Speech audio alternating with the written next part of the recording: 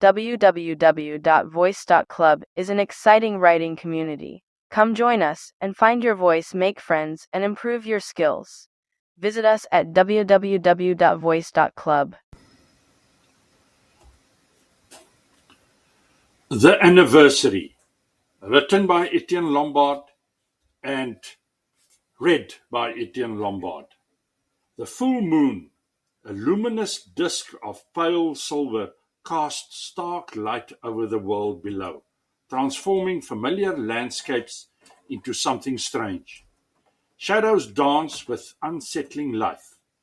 For centuries, this spectacle has stirred something primal, a night when passions and fears surface, when secrets are brought into the light. Isabella's brush trembled as moonlight flooded the castle of Good Hope's tower. You came back? His voice materialized before his form.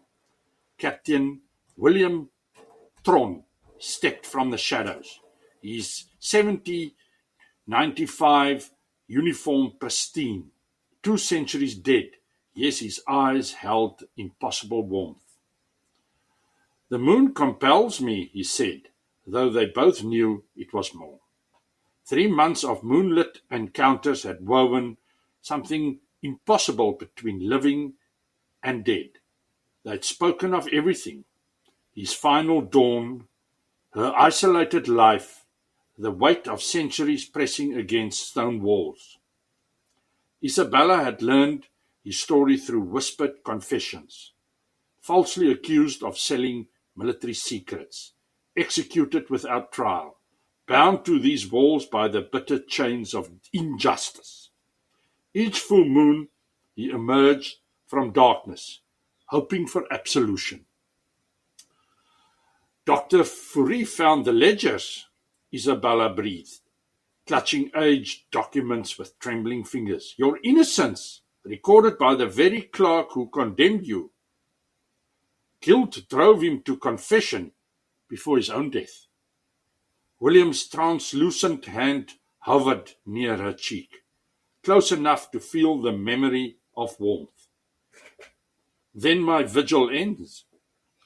Tonight's the anniversary, her voice broke. Once I read these aloud, you'll be free. And we'll never, I know. Tears caught moonlight like diamonds.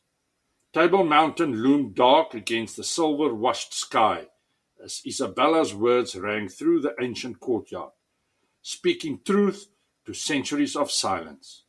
With each sentence, William grew more luminous, more ethereal, his form becoming pure light. Isabella, his form was dissolving into moonbeams.